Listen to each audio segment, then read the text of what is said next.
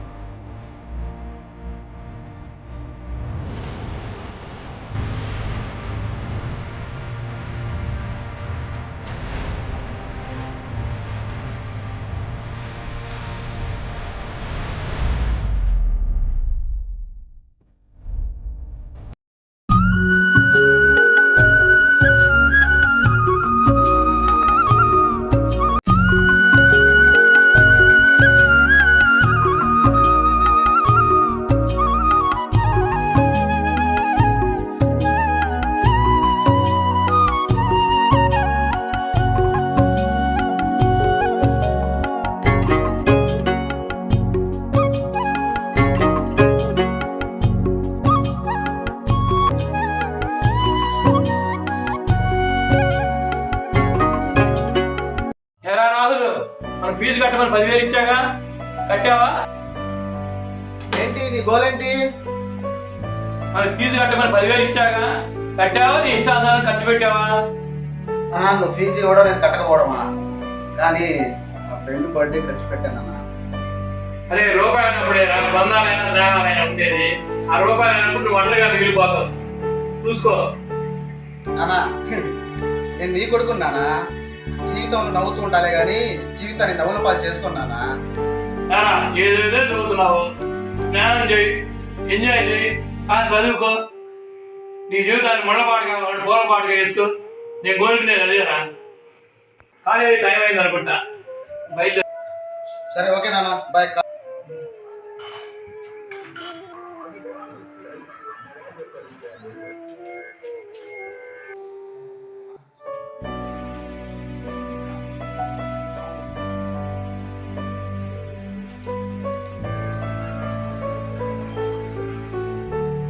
ఏది రమేష్ గారు డల్ గా ఉన్నారేంటి? కూర్చోండి సార్ అన్నాడు. ఏం చెప్పమంటారు సలాం గారు? అబ్బాయి ఫీజు కట్టమని 10,000 ఇచ్చాను, ఎంజాయ్ చేశాడు. వాడు ఏమైపోతాడేమో అదే నా తెలియదు. రమేష్ గారు ఏం బాధపడమాకండి. ఈ కాలం పిల్లలందరూ అంతే ఉన్నారు, మా పిల్లవాడు కూడా అంతే ఉన్నాడు. మీరేం వరి అవ్వద్దు.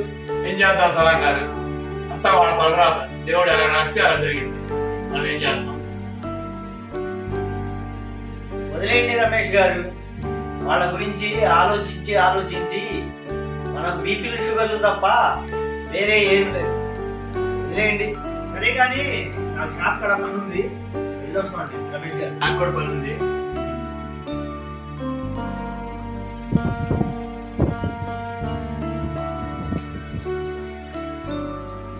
అరే మామ ప్రదీప్, ఎక్కడ ఉన్నారా? మామ నేను ఇంటికాడ ఉన్నారా? నేను ఎన్టీఆర్ పార్క్ దగ్గర ఉన్నాను, మన ఫ్రెండ్స్ తీసుకుని రారా. సరేరా. మామ ఏంట్రా సంగతులు? ఏంటి ప్రభాకర్ రెడ్డి తెల్లగా కనిపిస్తున్నాడు? ఏం లేదు మామ, వాళ్ళ అమ్మకి ఏదో ఆరోగ్యం బాగోలేదంట. అరే మామ ఏం ఫీల్ బాగా తలా 10,000 వేసి చూపుతాం అమ్మకి, మమ్మల్ని కూడా కన్న కొడుకులా చూసుకుందిరా. జీవితానికి వెలుగునిచ్చే వెన్నెలా స్నేహమేరా బతుకు బాటలు నీడనిచ్చే తోడు. విడిపోతే తెలుస్తుంది మనిషి విలువ, గడిస్తే తెలుస్తుంది కాలం విలువ. అదే స్నేహం చేస్తే తెలుస్తుంది స్నేహితుని విలువ. ఎంత నోరుగా లేదా స్నేహం మొత్తం అనేది అంత గొప్పది. అంటే ఆపద వస్తే ఆదుకునేలా ఉండాలి కానీ టైం పాస్ చేసేలా ఉండకూడదా?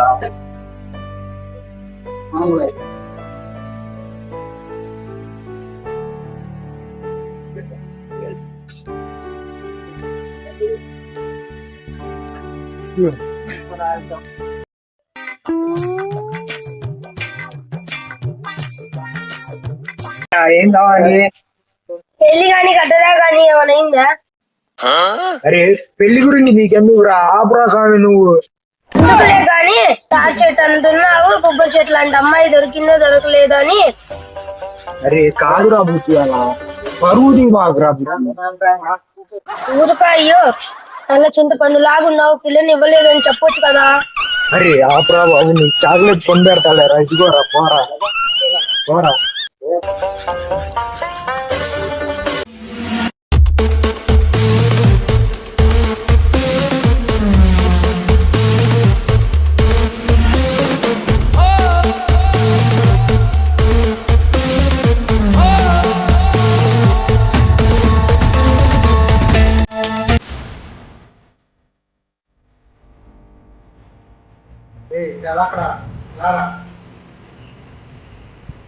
ఏంట్రా తిరుపతి పై నాతో పని ఏంటి నీకు?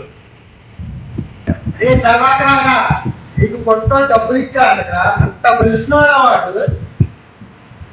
ఏంటి సంగతి? ఆ గ్రూపులో స్నేహం రా ఇది.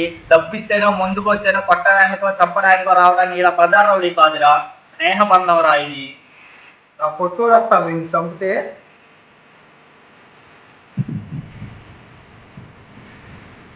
హలో, అరే మా తిరుపతి గారు మెడ మీద రాజు పెట్టి నన్ను చంపేస్తాను బెదిరిస్తున్నాడు రా. అరే నువ్వేం భయపడకు, మేము ఉన్నాం. ఎక్కడ ఉన్నారో ఫస్ట్ చెప్పు. మన రోజు కలుసుకునే ప్లేస్ ఎక్కడ ఉన్నాం మావా. మన ఏ స్నేహం కాదంట, స్వార్థం అంట. నువ్వు ముందు ఇక్కడ ఈ సంగతి చూద్దాం. నీకు వాడికి గొడవ ఎందుకు వచ్చిందిరా? అమ్మకు బాగలేకపోతే వాడిని ఒకసారి డబ్బులు అడిగాడు మావా. అది మనసులో పెట్టుకొని వాడి గ్రూప్ లో నన్ను రమ్మని పిలుస్తున్నాడు వాడు. మేము ఉన్నాం. రే తిరుపతి కాదా వాడు వస్తున్నాడు, రాహుల్ గారు వస్తున్నాడు. వాడు 10 తలాలు ఉన్న రావణాసుడు లాంటోడు. మంచిగా ఉంటే రాముడు లాంటోడు. నువ్వు రాముడు చూడాలనుకుంటున్నావా, రావణాసుడు చూడాలనుకుంటున్నావా? నువ్వే డిసైడ్ చేసుకో. ఆ కొట్టోడు రమ్మని చూస్తున్నా. రే తిరుపతి బాయ్, అడుగురా వచ్చాను అవును. దాన్ని చూసుకుంటున్నావు కదరా, ఏం చేయగలేమన్నావు కదరా, ఇప్పుడు పీకుతాను చూడురా. కొట్టాడా నీదేవా? అవునమ్మాయిని ప్రేమించావంటగా. అరే బచ్చా, నీ చెల్లికి పెళ్ళి అవదా లేక మొగుడు రాడా? ఆ విషయాన్ని అర్థం పెట్టుకుని మా ఊళ్ళని బెదిరిస్తున్నావంట. నాటకం మొదలైతే వేగే కష్టాలు చేస్తున్నావు చెప్పండి.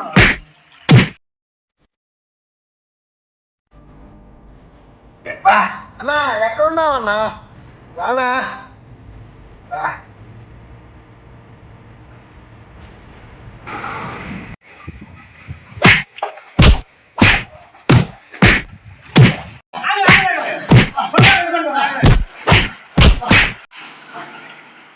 బాబాయ్, చిన్న కడలో బాబాయ్, మీరు వెళ్ళిపోండి.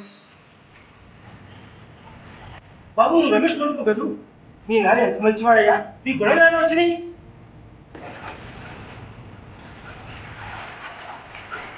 అవును బాబు, తీర్చారు. నేను తింటే ఉండాలా?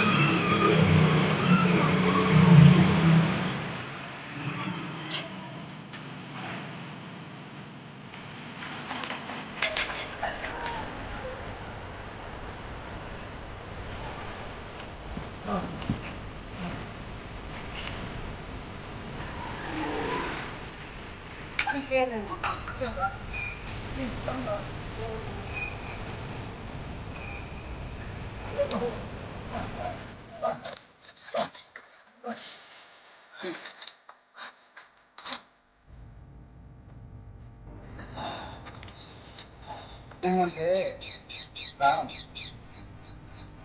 చెప్పుకోవాలి.